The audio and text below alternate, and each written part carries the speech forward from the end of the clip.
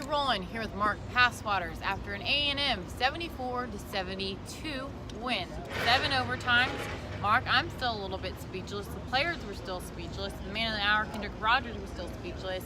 Coach Jimbo Fisher gave it all credit to the team, saying this team showed grit out there tonight. I don't think that there's any other word besides that. Well, I was rather disappointed in the rebounding and three-point shooting. Oh, wait, this is a football game. This is the greatest game that's ever been played. Probably. I mean, you could sit there and you can make an argument for the Stanford-Cal game or the Colorado-Michigan game, and, you know, there are a few others. Shoot, the national championship game last year. This is the highest scoring game, the longest game of all time. And A&M took it to overtime on the very last play with no time on the clock. There were amazing plays on both sides. You know, if there's a better college football game that's ever been played, I haven't seen it. And I may not be that old, but I'm old enough to have seen a few. And I'm looking at my clock right now, 12:41 at night. It was a long football game, but well worth every bit, every second of it. You were saying the best college football game. There's two, and I've been doing this for almost a decade now. Johnny Manziel, of course, at Alabama, that win, Yep. And then this win will probably go down on the two, you know, most thrilling games I've ever attended. So now, Coach Jimbo Fisher will probably let the team relish in their glory for one night. But tomorrow, it's looking at film again. Monday, looking at film again. And then they have to be prepared for bowl games. So what is next for A&M? Well, I think you rest up. You know, they had some guys banged up by the end of that game. Miles Jones looked like he suffered a knee injury that was fairly significant. Donovan Wilson went down.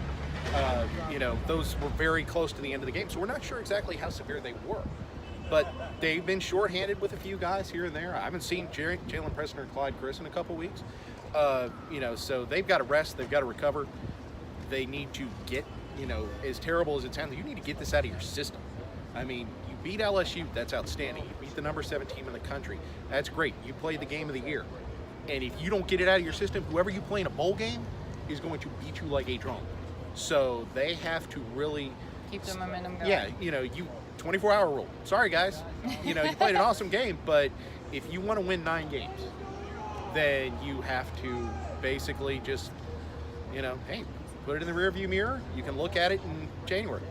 I mean, what this game means, and of course a bowl game win will mean, but this game right now means not just for this season, but for seasons to come, because we're talking recruiting now. There was a big list of guys here tonight. A lot of guys are going to have to call here tonight, possibly some commitments coming down here tonight. What does this mean beyond just this season? Coach Jimbo Fisher passing expectations. Oh, it's a tremendous boost to win a game like this. I mean, you look at it, they have played 2 of the best games of the year with this win and the Clemson loss. You know, those are 2 of the most exciting games that have been played this year. The most important thing that came out of this game, outside of the first win, was the fact that A&M sat there, they faced adversity, they faced a foe they hadn't beaten yet, and basically sat there, took LSU's best shot over and over and over again, and just kept on coming back. And, you know, it's like Travion Williams said at the end, you know, LSU was gassed. We felt like we were just warming up. You know, them's fighting words. They're going to remember that, LSU will. But, you know, it proves an awful lot about how far this team has come. Because let's face it, Kevin Sumlin's teams don't get to overtime, much less go 7 and then be the ones pushing the other guys around, you know, in the final moments.